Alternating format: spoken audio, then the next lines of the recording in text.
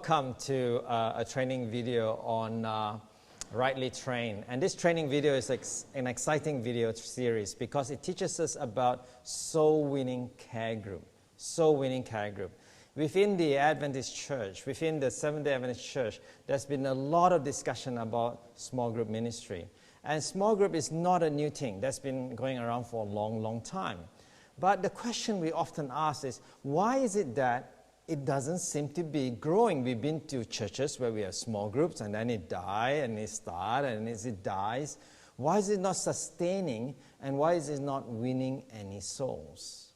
The purpose of these training videos, and it will go through several modules that's about 25 minutes long. As you go through these training modules, you will learn. We will learn together what God designed to be soul-winning small groups. And we will call these care groups, C-A-R-E, care groups. And care groups is an exciting word because it means Christ's attitude reflecting everybody. And I want to share the blessings of God. Now, these training videos, this series that you're going to listen, is very practical. It is not just a combination of theoretical books together. It is accumulation of 10 years, 12 years of experience of running evangelistic care groups in Melbourne, Australia. And I want to share a little bit about this. But before I go on, let me introduce myself. My name is Johnny Wong. I'm the elder of the church at Gateway in Australia, in a beautiful city called Melbourne. It has about 4.4 million people living in this city today. And in this urban outreach, we use care group as a ministry. So let me go to the next slide, and you will see what God has done over all these years. It is very exciting to see that Gateway Adventist Center was started by young people, 19 to 22 years old. Now, this training is not just for young people, it's also for young and old, and we have care groups that are of different age groups. And though this ministry was started by young people just over 10 years ago, we noticed that there is a series of care groups that are in this ministry, in this church. But from the accumulation of 1 to 2 to 3 to 4 or 5 care groups, we gradually planted our first church. The first church was planted in 2003. And today, the Lord has blessed that church to plant a second church. The second church, called Gateway East, was planted in 2008. And today, we've about 80 to 100 people there. And then we have the third church that was planted called Gateway West on August 2012. And today, we're blessed to have about 70 people there. So Gateway is not just a church, but it's a network of small groups. And it is from the small groups that as it grows, it will build up into a church. And on top of that, we're also involved in training. And training is a very important element in the development of a church and development of individuals in a church. After all, a community is all about people, isn't it? It's not just about a building, but it's about people. How do we train? How do we develop? How do we disciple? And these are elements that we will learn in this training video series. You will learn the systematic training programs that the Lord has showed us over all these years. And besides training, we also run campus ministry. And the universities are very important places, public universities. Ellen White says in Selected Messages that it is a place that we must work on the campus. And there are many public universities today where young people from all over the world, young people gathers into the city to public universities. And how do we reach out to this community? You know, it's very exciting that Gateway, as an outreach center, has over 130 baptisms over all these years. Isn't that exciting? We can say amen to that. God has blessed. And year on year, the Lord has added. But you know what's so amazing about this baptism? Of the 130 baptisms, what's even more amazing is that all the baptisms were studied by young people and lay people in the church. Young people who are trained as Bible workers and lay people who are trained in church. It's not that we don't have a pastor. We do have pastors in our church, but they're involved in training and equipping and helping us in our work. But how do we mobilize a church that today on every given week, in a given week in Gateway, there are over 40 to 50 people having personal Bible study where 35 young people, lay members, young and old, are going out there giving Bible study every week. Wow. How do you develop a ministry of this nature? How do you develop in a way that God can multiply the work? Well, I'm so excited that you tune into this training video because that's what these modules are all about, to guide us through the steps to see how it all came about. Now, it is not only just the baptism of people that's important. Too often in the church, we don't just baptize people, but we also need to disciple them because Jesus said the harvest is ready, but the workers are few. But we have this problem. We have a backdoor syndrome. We have a lot of people being baptized after evangelistic meeting, and after a year or two, they disappear. What happened? This is not acceptable because if the retention rate is low, then the church will not thrive and grow and multiply. A very important training element that we're going through these training videos and this training resource is to learn how to disciple and to retain and to equip members to become leaders in care groups and to grow and multiply the work. And that's a very important training objective as well. So let's make some progress. In the first module, we're going to call it care group principles. What are some care group principles that will help us? But to understand the care group principles, we first must understand the paradigm that we're currently operating in. I think in the church, we are fixated with a particular paradigm that well-meaning it may be, but it seems to be challenged or broken. And we need to relook at the paradigm of what is happening today. Let me take an illustration today. Okay, let's take an illustration. Let's assume that we have a town of 100,000 people. Imagine you're in a city of 100,000 people, and you're going to reach out to this city of 100,000 people. And in our current paradigm, what we would normally do is that we would try to design a fantastic brochure to reach out to the people in this town. So let's assume that we are reaching out to this town. On average, there's about 4 people in a household, all right? So if there are 4 people in a household and you design these fantastic brochures because you're running this great evangelistic meeting to come in that city, if you have 4 people per household, how many brochures do you need to print to make sure that every household will receive one of these brochures? Right? So there are 4 people per household, and there's only 100,000 people in the town. So we need to print at least 25,000 brochures. Is that right? So this is what we do. We mobilize the entire church. We get them out on Sabbath afternoon. We preach a good sermon and encourage them to do evangelism. And because we got this big evangelistic meeting to come, and so we encourage them to go out and distribute these brochures in the streets, in the subways, in the train stations, and everywhere that you could go. You distribute 25,000 brochures after several weeks before the meetings. After distributing 25,000 brochures, how many people do you think would attend your meeting? How many people will come because you distributed 25,000 brochures and you got all the people mobilized? How many people will come to the meeting? Yeah, 25. Some people say 10. Some people say 5, right? Not very optimistic, are we? You know? Why is that? But let me ask you a question.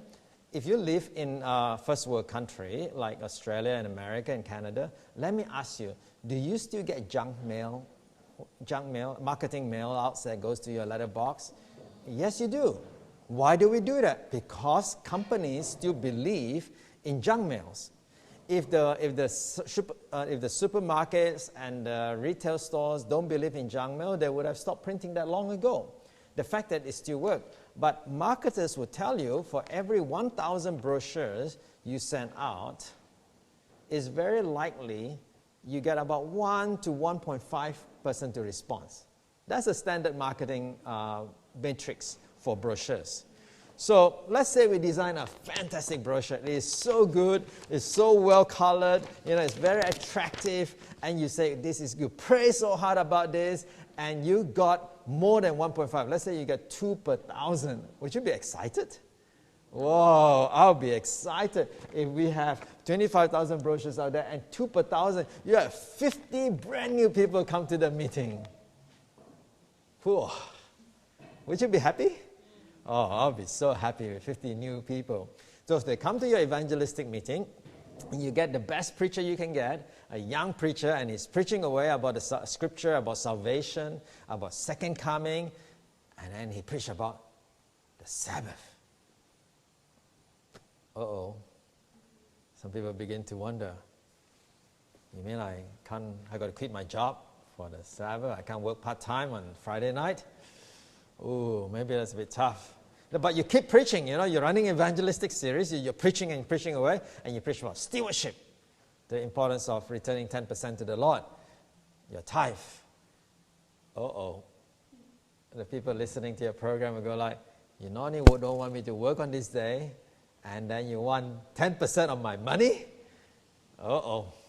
So, but you keep preaching because you got to give them the holistic message, Christ-centered message. You're preaching the best as you can. And then you preach about health. Uh-oh. You mean I can't eat certain food? Now, at the end of this evangelistic series, of the 50 brand new people, how many of the 50 do you think will accept the message and make a decision for baptism? How many things would happen? How many would you be happy for? Would you be happy for 5? 10. Some people say 10. Some people say 2. Well, some people in the third world will say a good number will be baptized. Some people in the first world will say, well, maybe you get 2. Some people who are from Africa or Asia will say maybe you get 10. Well, let's say you got 20% baptism. Would it be exciting? Whoa, 10 people getting baptized the following Sabbath. You'll be so happy. You run a special worship program in your church. You introduce all these 10 new friends because they're now sharing their testimony and they want to be baptized and join the Seventh-day Adventist Church. It's so exciting that even you throw a fantastic vegetarian potluck, right, for these 10 people. Let me ask you another question in our current paradigm. What happens? What happens 12 months later? How many of these 10 will remain in the church? This is a tough question. Because too often in our current paradigm, we only worry about counting the matrix. We only look at success as the number of baptism, but we don't look at retention. This is the problem. We don't look at retention. And how many of these 10 after 12 months will remain in the church? Now, in some places I've been to, only 3 out of 10 will remain. In some places I've been doing some training in different world division, I noticed that the retention rate is very low. It's about 32%. In some places in the world, it may be higher, maybe 40%. But the reality is that we have a problem. Let's say we have a good retention rate, all right? Let's say we retain, after 12 months, 50%. Would you be happy? Would you be happy? First, you got 10 fantastic baptisms of people who are baptized, but after a few months, one of them don't feel like coming because so-and-so says something to them. Another one say, oh, I don't feel like coming anymore because they don't care for me. Or another one don't want to come again because they feel like somebody says something bad about the way they dress or they look and so on. They get hurt. 5 remain. Would we be happy that 5 remain in the church?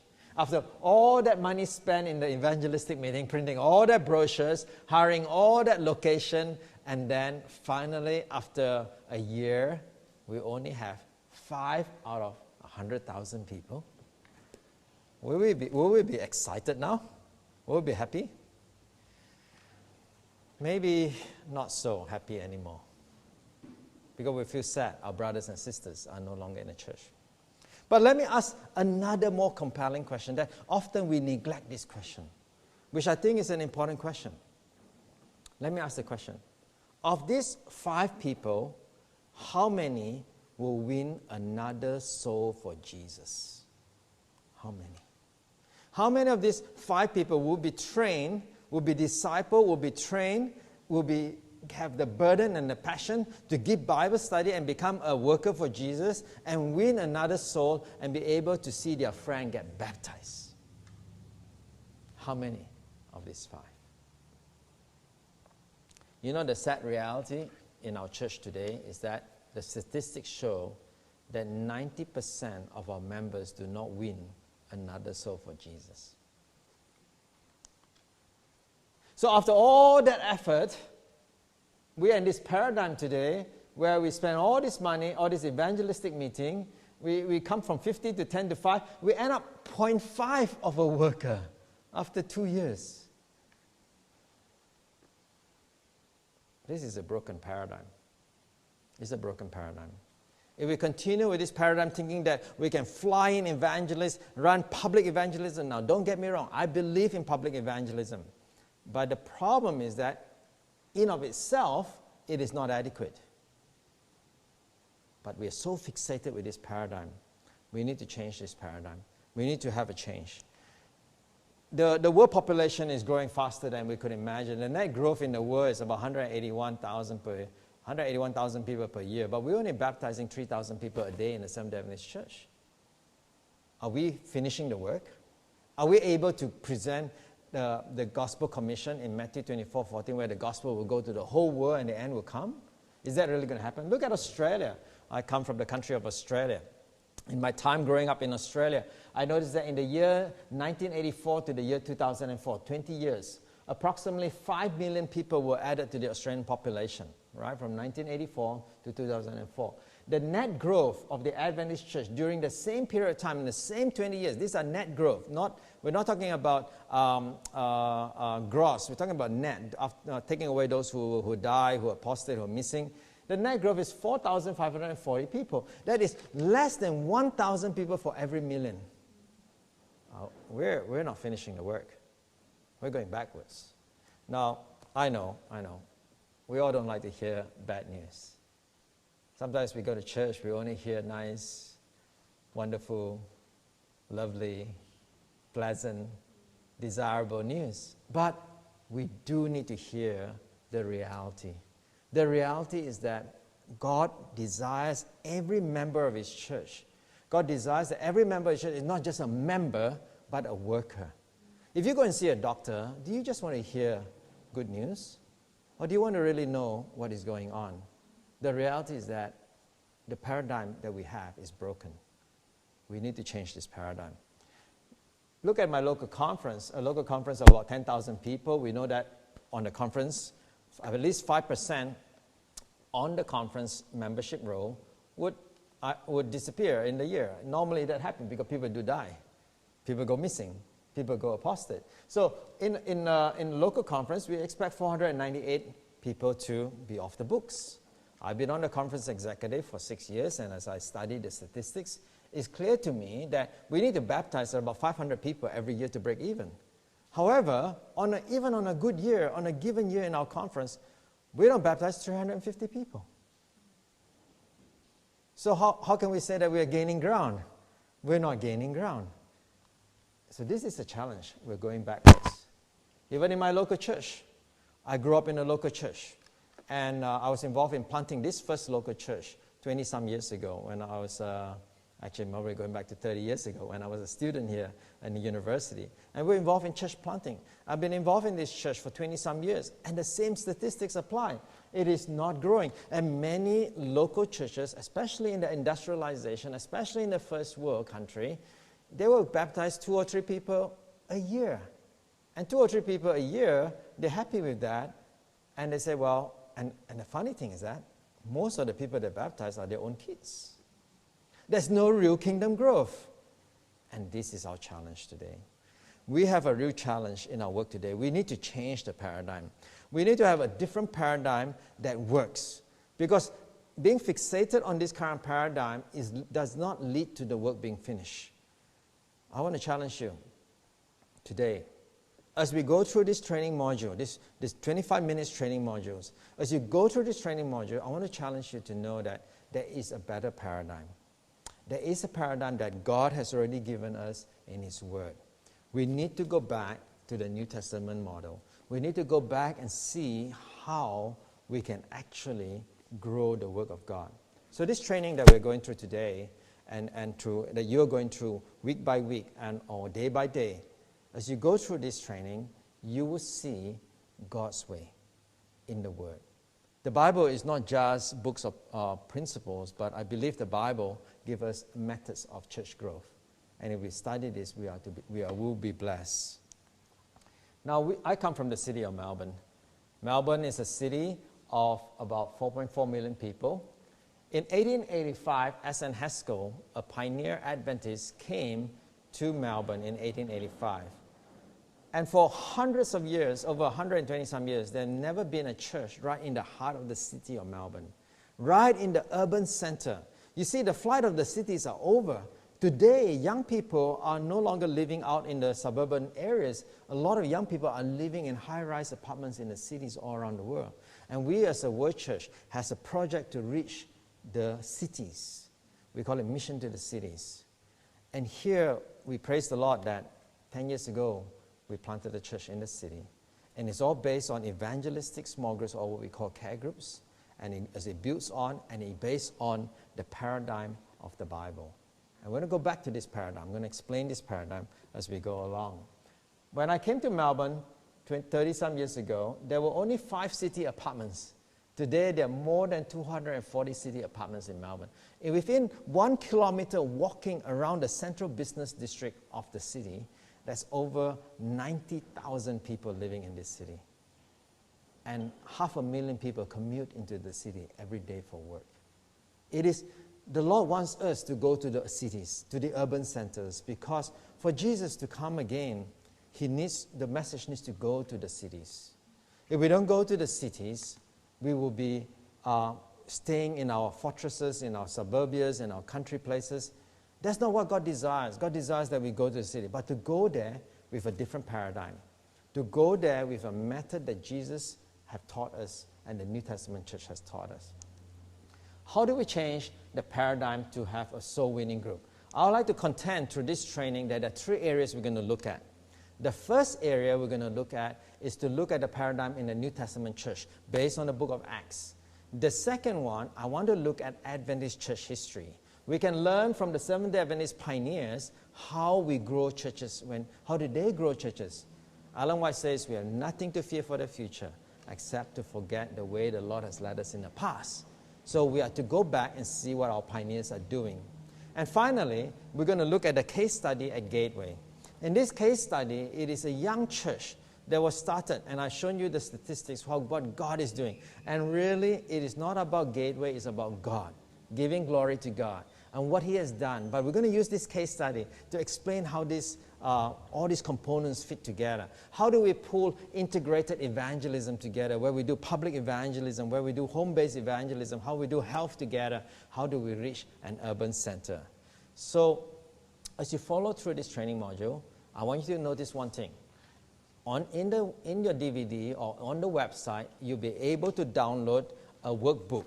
And let me show you the workbook. You'll be able to download a workbook from this website, and you can want to download a workbook called Care Group Training Workbooks. You can download this on the website or on DVD, and you can follow along by filling in the workbooks, and this will guide you as a team of people. Maybe there's 2 or 3 of you gathering together to watch this. You just download that, and you can work through that together. It will keep your attention and keep you focused, and you'll be able to follow through. So thank you for watching Module 1. Look forward to the case study of Gateway. Look forward to the Seventh-day Adventist pioneer history, and look forward to the New Testament church history in the next module.